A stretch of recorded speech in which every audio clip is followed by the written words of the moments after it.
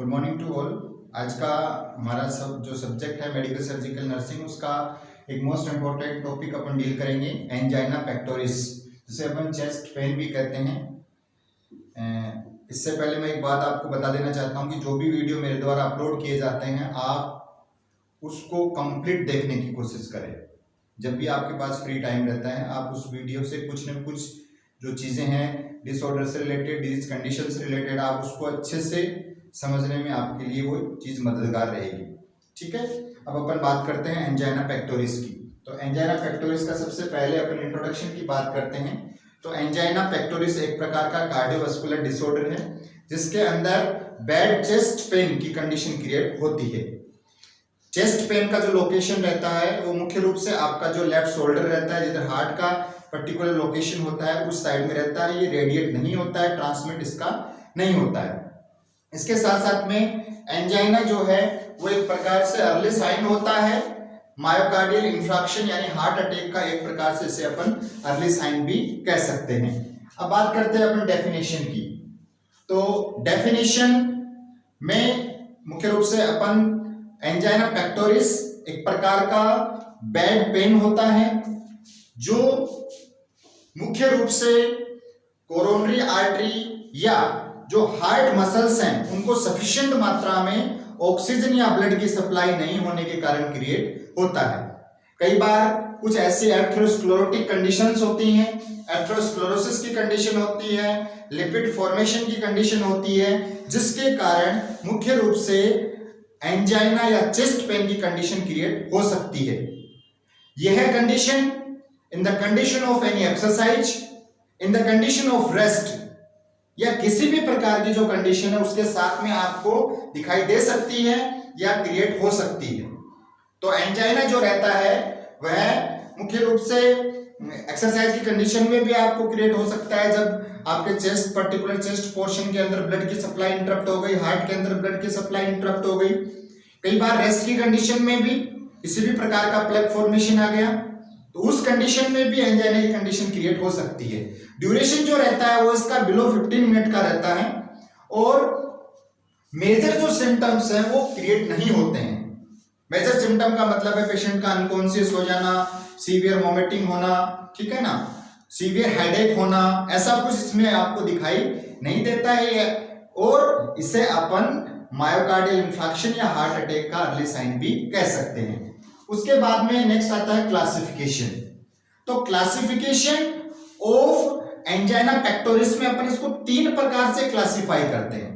3 प्रकार से अपन किस प्रकार से क्लासिफाई करते हैं? सबसे पहला अपना होता है स्टेबल एंजाइना, दूसरा होता है अनस्टेबल एंजाइना और तीसरा होता है माइक्रोवैस्कुलर एंजाइना।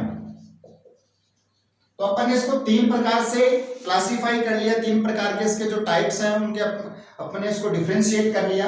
स्टेबल एंजाइना को अपन एफर्ट एंजाइना भी कहते हैं। एफर्ट एंजाइना का मतलब ये होता है जब अपन किसी भी प्रकार की एक्सरसाइज की कंडीशन में होते हैं, कोई चीज को लिफ्ट कर रहे हैं, वॉकिंग कर रहे हैं, ठीक है, इसके साथ साथ डिफरेंट बॉडी मूवमेंट कर रहे हैं, कोई चीज को पुश कर रहे हैं, उस कंडीशन में जो कंडीशन क्रिएट जो पेन अपने को फील होता है वह स्टेबल एंजाइना को एक प्रकार से इंडिकेट करता है।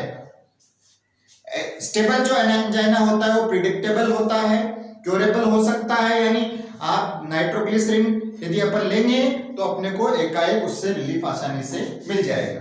दूसरा जो होता है अनस्टेबल एंजाइना। अनस्टेबल एंजाइना की जो कंडीशन होती है उसके अंदर पेशेंट रेस्ट की कंडीशन में होता है, यानी किसी प्रकार की एक्टिविटी को परफॉर्म करता हुआ नहीं होता है। तो उस प्रकार की जो उस रेस्ट के दौरान जो पेन अपने को फील होता है उसे अपन अनस्टेबल एंजाइना कहते हैं। ये किसी भी प्रकार की अदर कंडीशन के कारण भी हो सकता है। Then microvascular angina. माइक्रोवैस्कुलर का मतलब ये यहाँ पे माइक्रोवैस्कुलर यानी जो माइनर ब्लड वेसल्स हैं उसमें किसी भी प्रकार का ब्लॉकेज होने के कारण मुख्य रूप से जो एंजाइना की कंडीशन क्रिएट होती है उसे अपन वेस्कुलर एंजाइना पेक्टोरिस कहते हैं या चेस्ट पेन कहते हैं। तो इस प्रकार से अपन इसको 3 प्रकार से डिफरेंशिएट कर सकते हैं। अब देखो एंजाइना की कंडीशन क्रिएट कब होती है, जैसे अपन इसको एक पर्टिकुलर डायग्राम में अपन यदि इसको समझना चाहें तो ये 2 प्रकार की वेसल्स हैं। इसमें ये जो पर्टिकुलर वेसल्स है इसमें किसी भी प्रकार का ब्लड को क्लॉट या लिपिड का फॉर्मेशन हो गया, यानी यहाँ पे ब्लॉकेज क्रिएट हो गया, ठीक है, और यहां से क्या हो रहा है, जो ब्लड हो रहा है उसका अच्छे से सर्कुलेशन हो रहा है। तो ये तो नॉर्मल कंडीशन हो गई, और ये कंडीशन हो गई एंजाइना की कंडीशन, यानी एंजाइना में किसी भी प्रकार के ब्लॉकेज के कारण, और ब्लॉकेज के कारण ब्लड सप्लाई इंटरप्टेड होती है, और उस दौरान चेस्ट में जो पेन फील होता है उसे अपन एंजाइनिक पेन कहते हैं या एंजाइना पेक्टोरिस कहते हैं।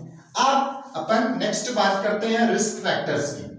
तो कार्डियोवास्कुलर जो रिस्क फैक्टर्स होते हैं, कॉमनली बहुत सारे ऐसे रिस्क फैक्टर होते हैं जो सिमिलर पर्टिकुलर डिसऑर्डर के लिए रिस्पॉन्सिबल होते हैं। फॉर एग्जांपल सिगरेट स्मोकिंग, इसके साथ साथ में डायबिटीज की कंडीशन, डायबिटीज मेलाइटस की कंडीशन, जिसके अंदर भी ब्लड क्या हो जाता है, बहुत ज्यादा एकदम उसका कंसंट्रेशन बढ़ जाता है, यानी गाढ़ा हो जाता है ब्लड। इसके साथ साथ में डिसलिपिडीमिया, डिसलिपिडीमिया का मतलब होता है लिपिड का डिसबैलेंस हो जाना। लिपिड का डिसबैलेंस का मतलब ये होता है जैसे हाइपरलिपिडीमिया हो गया, या हाइपोलिपिडीमिया तो बहुत कम होगा, लेकिन हाइपरलिपिडीमिया इसके लिए इंपॉर्टेंट रोल प्ले करता है। ट्राइग्लिसराइड का लेवल बढ़ गया, टोटल कोलेस्ट्रॉल का लेवल बढ़ गया। तो ये कुछ ऐसे रिस्क फैक्टर्स होते हैं जिनके आधार पे अपन बता सकते हैं कि ये एंजाइना पेक्टोरिस के लिए रिस्पॉन्सिबल होते हैं। इसके साथ साथ में फैमिली हिस्ट्री में अपन पास्ट किसी प्रकार की कार्डियोवास्कुलर जो भी डिजीज कंडीशन है उसको भी अपन कोरिलेट कर सकते हैं। इसके साथ साथ में हाइपरटेंशन यानी हाई ब्लड प्रेशर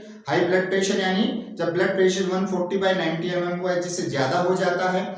इसके साथ साथ में कुछ किडनी डिसऑर्डर्स, ठीक है ना, जिसके अंदर जो भी GFR रेट डिसबैलेंस हो जाना, ठीक है, जो भी रिटेंशन वगैरह उसका ज्यादा होना, ये कुछ कंडीशन। देन ओबेसिटी, जो भी बॉडी मास इंडेक्स है उसके आधार पे बॉडी वेट का नहीं होना, और एक प्रकार से सेडेंटरी जो लाइफस्टाइल है। सेडेंटरी लाइफस्टाइल का मतलब ये होता है कि पेशेंट हमेशा एक सैडनेस की कंडीशन में रहता है, कभी भी एक्टिविटी को परफॉर्म नहीं करता है। तो ये कुछ ऐसे रिस्क फैक्टर हैं जिसके आधार पे अपन ये बता सकते हैं कि ये जो रिस्क फैक्टर हैं ये हो सकता है कि एंजाइना पेक्टोरिस के लिए रिस्पॉन्सिबल हो। नेक्स्ट अपन बात करते हैं कोज की। तो कोज जो रहता है एंजाइना का, यह मुख्य रूप से एथेरोस्क्लेरोटिक जो कंडीशन है इसी को अपन एक एग्जैक्ट कोज मान सकते हैं। इसके अलावा इसकी इटियोलॉजी अननोन होती है। अब बात करते हैं अपन अदर डिसऑर्डर्स की कि इसके कारण भी एंजाइना पेक्टोरिस की कंडीशन क्रिएट हो सकती है। उसके अंदर प्लूराइटिस यानी जो प्लूरल कैविटी है उसमें किसी भी प्रकार का इंफेक्शन इन्फ्लामेशन हो जाना। इसके अलावा पेरिकार्डाइटिस हार्ट की मोस्ट आउटर लेयर में इंफेक्शन हो जाना। देन निमोनिया भी एक ऐसी कंडीशन है जो एंजाइना के लिए रिस्पॉन्सिबल होती है, जिसमें भी एक्सेस का डिपोजिशन, फ्लूइड डिपोजिशन हो जाता है आपका लंग्स के अंदर। पल्मोनरी एम्बोलिज्म, जिसको अपन पल्मोनरी एम्बोलाई या पल्मोनरी जो भी आर्टरीज है उनमें ब्लॉकेज क्रिएट हो जाना। इसके साथ साथ में pneumothorax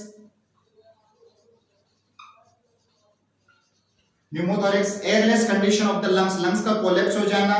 then mitral valve disorder,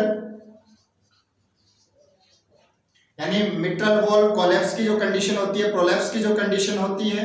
then aortic disorder, जो भी एयोटा है उसका किसी प्रकार का डिसऑर्डर हो सकता है। देन कोस्टोकॉन्ड्राइटिस,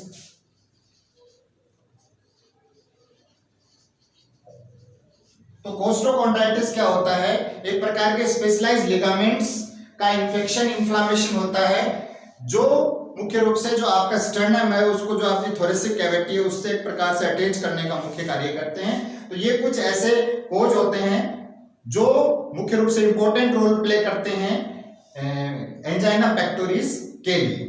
नेक्स्ट है पैथोफिजियोलॉजी। तो अब अपन बात करते हैं पैथोफिजियोलॉजी की।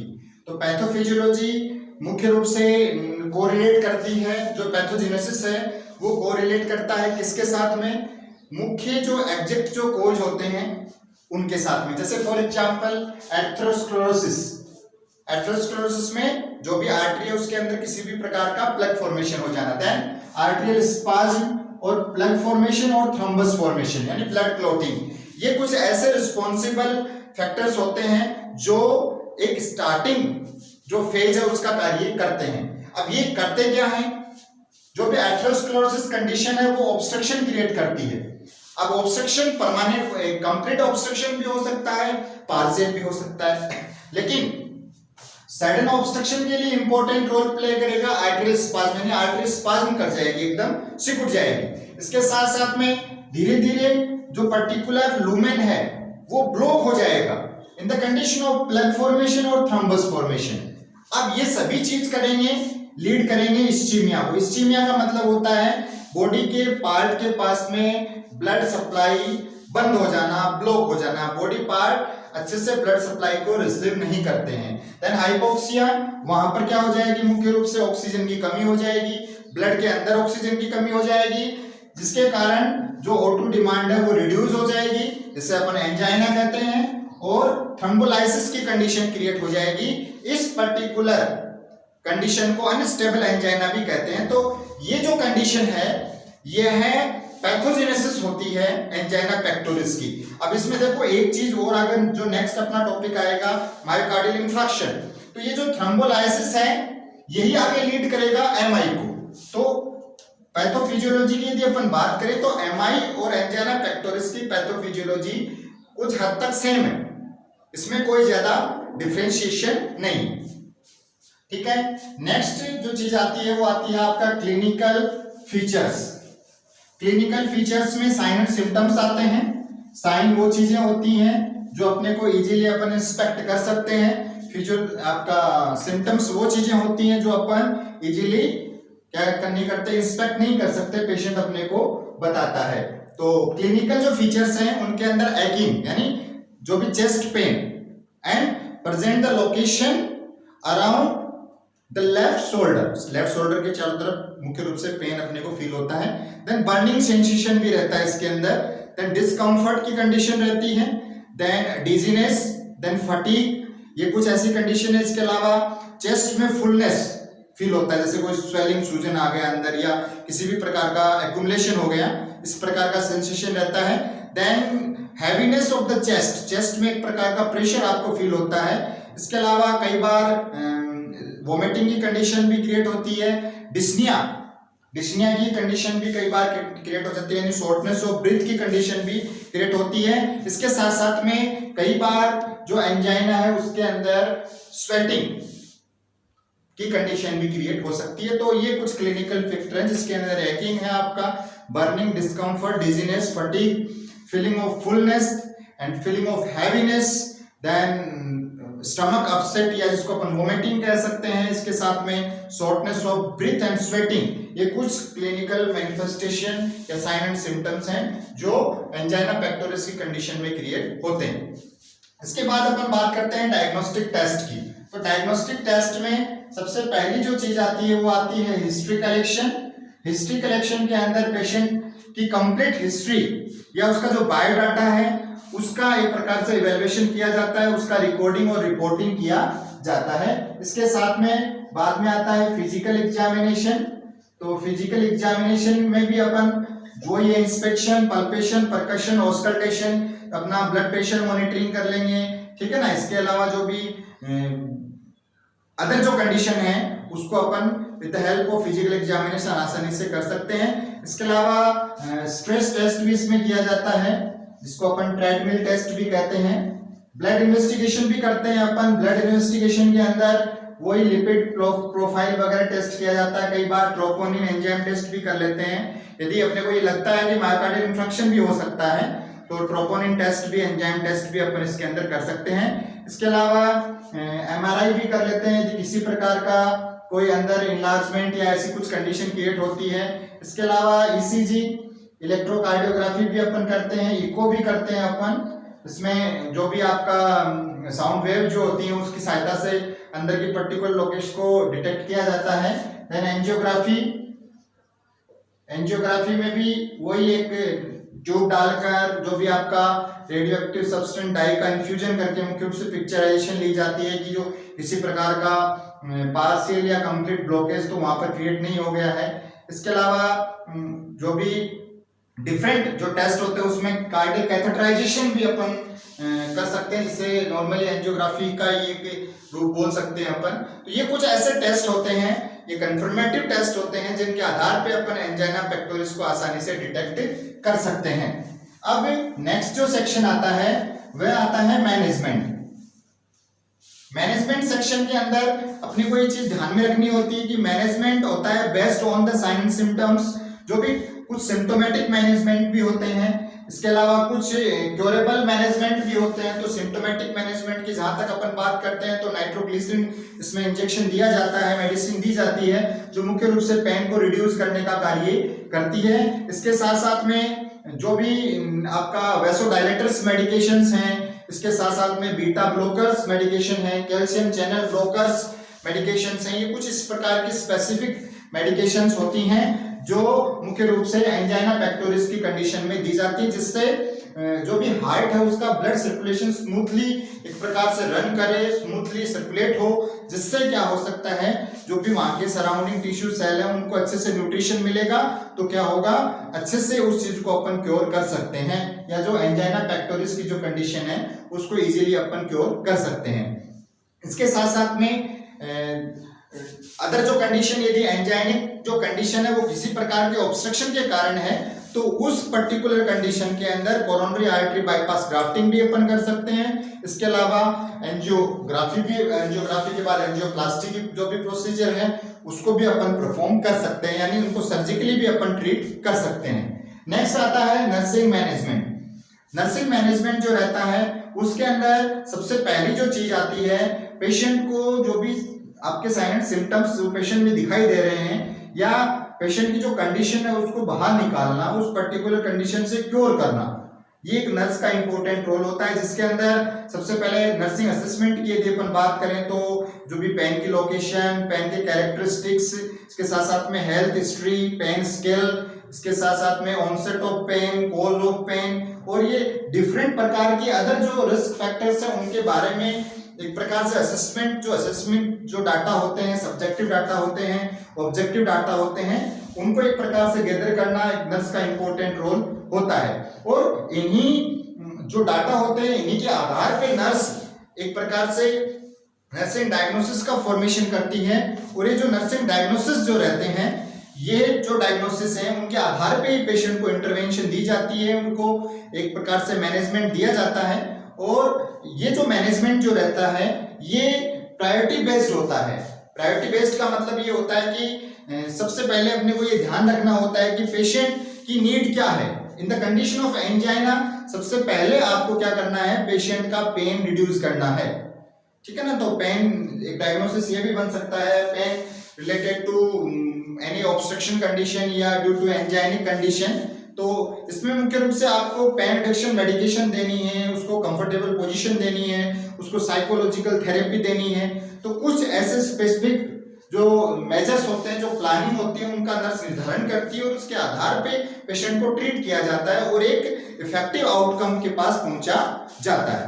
तो ये कुछ स्पेसिफिक जो चीजें थी जिनके बारे में मैंने आपको बताया। तो इसके साथ साथ में हेल्थ एजुकेशन का काम भी नर्स का होता है, जिसमें स्मोकिंग, अल्कोहल जिनको अवॉइड करना है, एक्टिविटी को थोड़ा सा बढ़ाना है, साइकोलॉजिकल स्ट्रॉन्ग अपने आप को बनाना है। इसके साथ साथ में बैलेंस डाइट का यूटिलाइजेशन करना है, जिसमें आपके फ्रूट्स भी होनी चाहिए, वेजिटेबल्स भी होनी चाहिए, जितना ज़्यादा हो सके प्लेंटी ऑफ वाटर या फ्लूइड का इंटेक करना है, जिससे वाटर इम्बैलेंस या फ्लूइड इलेक्ट्रोलाइट इम्बैलेंस की कंडीशन क्रिएट नहीं हो।